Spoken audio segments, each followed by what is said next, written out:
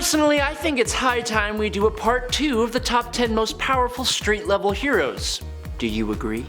I'm Adam Andrews with Top 10 Nerd, and let's get into it. Number 10. Rorschach. Walter Joseph Kovacs, first appearing in Watchmen #1 in September of 1986, was an incredibly violent and ruthless vigilante, not to mention extremely psychologically disturbed. His mother severely mistreated him, and his father never knew his son. He grew up driven by a kind of moral absolutism that allowed no compromises, which, when translated to his vigilantism, led him to dispatch anyone he saw fit as deserving justice. Almost like Punisher, but this style of crime fighting also applied to those who stood in his way. When superheroes were outlawed, he went undercover and continued illegally, even teaming up with Night Owl, who brought tech which really complemented Rorschach's investigating skill set. Together, the two stopped many serial criminals. Unfortunately though, Rorschach was dispatched by Dr. Manhattan in order to protect a terrible secret that could end the world. But his legacy lives on in the second Rorschach, Reggie Long, so we're good. Number 9. Hawkeye. Despite Hawkeye, Clint Barton, being one of the Avengers and an agent of S.H.I.E.L.D.,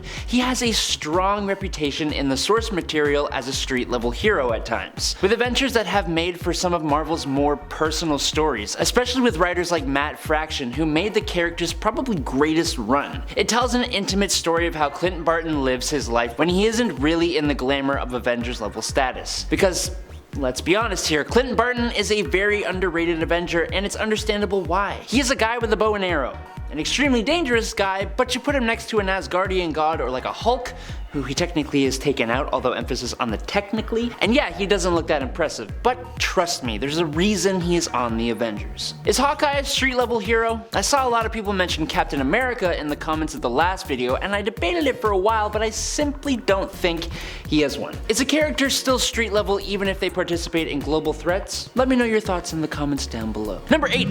Hellcat. During her formative years, Patsy Walker's fame-obsessed mother, Dorothy, would use her daughter as a way to make a buck, usually while also living vicariously through Patsy and constantly disapproving of her tomboy nature. Dorothy would pressure her daughter into modeling, which she didn't want to do, so when that didn't work out due to Patsy's own lack of interest and commitment, Dorothy started a comic book containing fictionalized romantic adventures of her daughter as a teenager. This gave Patsy Walker some notoriety before she finally joined up with the heroes that she actually idolized, which is honestly a kind of hilarious story. Basically, using manipulation tactics learned from her mother, Patsy blackmailed the mutant Hank McCoy, or Beast, into helping her transform into a superhero. Patsy tracked down Beast while he wasn't an Avenger and forced him to allow her to accompany them on a mission. And during the Avengers ride-along, quote unquote, Patsy found an old costume that once belonged to Greer Nelson, who became Tigra, during her early days as the Cat. Patsy took the gear for herself and assumed the identity Hellcat. Now thanks to this suit,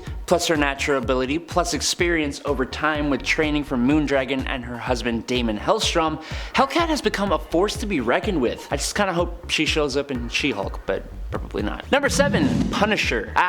Yes, Punisher. Some of you were a little upset that he didn't make the last video, and honestly, it's just because when we're talking about power, there are those that stand above him. Also, I had to include other publishers than just Marvel. But despite being a normal man, Frank Castle's sheer willpower and tactical ability absolutely deserves him a spot on this list, not to mention his seeming unwavering morals. Punisher isn't the type of person anyone should really emulate. He is incredibly dark and incredibly ruthless, and he is an awesome character, and his stories are about as gritty and street feeling as you could probably get, especially the Punisher Max series, which if you are above a certain age, I highly suggest you check it out. Since the passing of his family at the hands of the mob, he has devoted his life to the task of destroying organized crime wherever he finds it. He teams up with many heroes in their objectives, which almost always fall in line with his, but these other heroes a lot of the time come into conflict with him over his way of dealing with crime. Nonetheless, dope character, 100% deserves to be here. Number 6. Nighthawk. Okay, everybody hold on to your butts. I may get a few things wrong here, as Nighthawk was not a character I was familiar with up until this point. So, the very first incarnation of the character to appear in comics was in 1969's Avengers 69,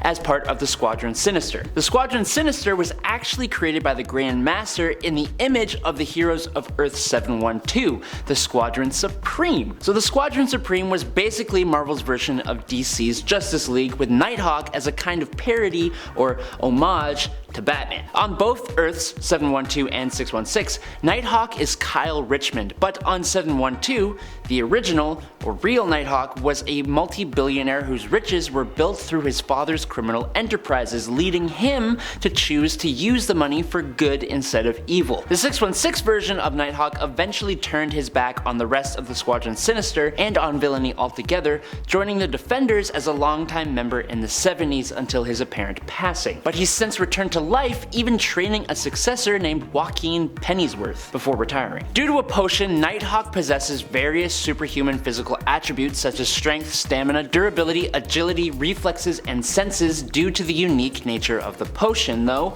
all of his superhuman attributes are doubled at night. Number 5. Azrael. John Paul Valley was an agent of the Sacred Order of St. Dumas. This secret and sacred order created a hero and protector of their secrets known as Azrael. This hero was actually like a legacy type of situation, with generation after generation being brainwashed and manipulated from before birth to believe they were the Angel of Vengeance. John Paul broke this though when he decided to ally himself with Batman after Bruce taught him the errors of his ways. John Paul has gone on to be Batman for a short period of time, and he remained a vigilante for the most part after, although he is a wee bit violent here and there. Just a smidge. His skills were honed by training with Bruce Wayne, and he is thus possibly as skilled as Batman, although his lack of experience and lack of finesse kinda makes him the weaker of the two. However, due to his physical capabilities as a result of genetic engineering, he has greater strength, reflexes, and speed than a normal peak level human, which, in conjunction with his trained skills, has allowed him to defeat Batman, Bane, Nightwing, and even be offered leadership in the League of Assassins by Ra's al Ghul. Number 4. Spider-Woman. Okay, I actually kind of feel like Jessica Drew is a bit above street level, as she has gone off with the Avengers fighting all kinds of villains, been de-lifed and re-lifed, and not to mention the whole Spider-Verse thing where she found crucial information that led to the Spider Army defeating the Inheritors. But after that, Jessica Drew quit the Avengers and started working as a private investigator alongside Jessica Jones. During this career, she came into conflict and an eventual teacher/student dynamic with low-level villain the Porcupine after dealing with a whole thing with his wife and some kidnapped people. It was a lot. She also routinely interacted with reporter Ben Ulrich and continued this work for a while to support her newly born son. But then again, she's also fought Skrulls, been a member of Strikeforce, and also became a Kree accuser after that point, so I don't know. You decide. Spider-Woman, street level, or much more powerful. Number 3. Nightwing.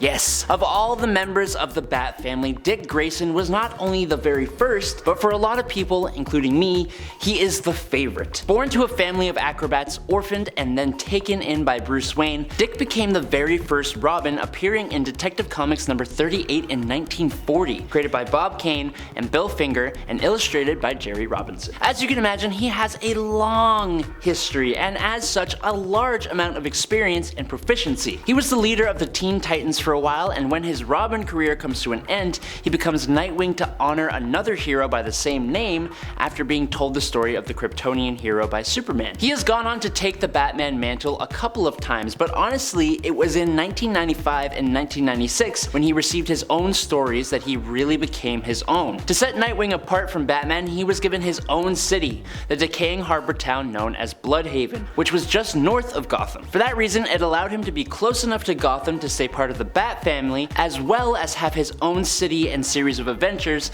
and man, it's one of the better street crime fighting stories in my opinion. You should definitely check it out. Number 2. Elektra. Over time, Elektra has become increasingly more and more important in the comics, and specifically to the Daredevil corner of the Marvel Universe, especially considering she has recently taken on the mantle herself. Elektra first started out as a mysterious and romantic figure of Matt Murdock's past. She's been gradually written more and more into an exciting character with interesting motivations. She's been trained in martial arts from the age of 10, being trained by Stick, who gave up on her, and the organization known as the Hand. Elektra's anti-hero vibes and her dynamic with Daredevil is awesome. Definitely feels like a very similar thing to Catwoman and Batman actually. Current Daredevil writer Chip Zdarsky has written her as another Daredevil by honoring the mantle's symbolism while still giving her meaningful new moral challenges to face while donning that mantle. Also, she has actual powers now, including Assassin's Instinct and Mind Switch thanks to her resurrection. But yes, Elektra, dope as heck. Number 1. Cassandra Cain. There are many members of the Bat family who could all take up spots on a list such as this. For part 1, we only talked about Batman, but for part 2, I'm talking about my 3 favorite Bat family members,